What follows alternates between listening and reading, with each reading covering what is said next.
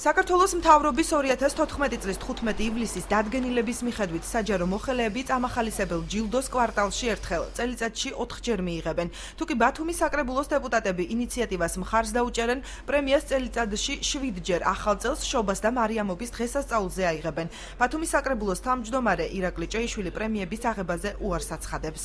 ვფიქრობ, რომ ის 4-იც არის საკმარისი, თუ საერთოდ უნდა იყოს არჩეულმა თანამდებობის პირმა, მე ვფიქრობ, რომ ისიც არის საკმარისი. პრემიაზე ალბათ უარს ვიტყვი, ყოველ შემთხვევაში მაინც არ მინდა რომ წინასწარ რაღაც მოვლენებს გავუსწრო და შესაბამისად უახლოეს ხდომაზე კიდევ ერთხელ მინდა დავაზუსტო, რომ იქნება ცნობილი თუ რა ფორმით უარს ვიტყვი, თუ რაღაც ფორმით ავიღებ, მაგრამ მე ვფიქრობ, რომ მაინც უარს ვიტყვი. შეეხება 25 დეპუტატს და მათში შემავალ თანამდებობის პირებს აიღებენ თუ არა პრემიას, მაგით უახლოეს ხდომაზე იქნება ცნობილი. ხდომაზე პრემიების გაცემის პერიოდულობის გაზრდის წინააღმდეგია საკრებულოს წევრი გიორგი კაკაბაძე. საქართველოს გზის წარმომადგენელი ამბობს, რომ დღესასწაულებზე სიმბოლური თანხა უნდა გაიცეს და არა ხელფასის ოდენობის პრემია.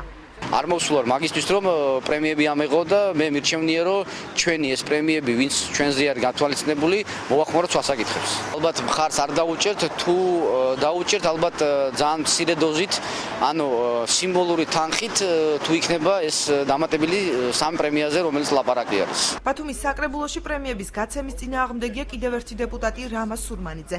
მისი აზრით მოხელეები ისეთი მოტივაციით არ გამოირჩევიან, რომ მათ დამატებითი ფინანსური სარგებელი მიიღონ. დაზოგილი თანხა კი სოციალური მდგომარეობის გამოსწორებას უნდა მოხმარდეს.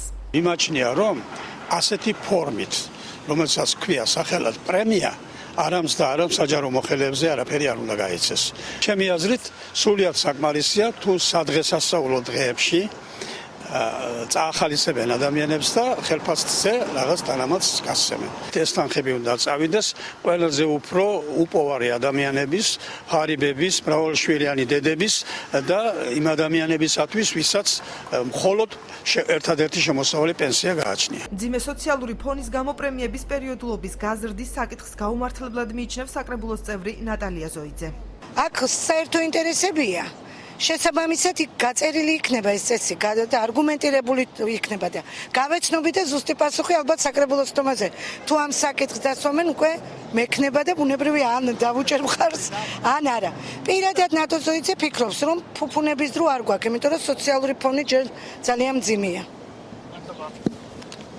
წელს ბათუმის საკრებულოს საპრემიო ფონდი 429,000 ლარს შეადგენს, საიდანაც უკვე 225,885 ლარი გახარჯულია.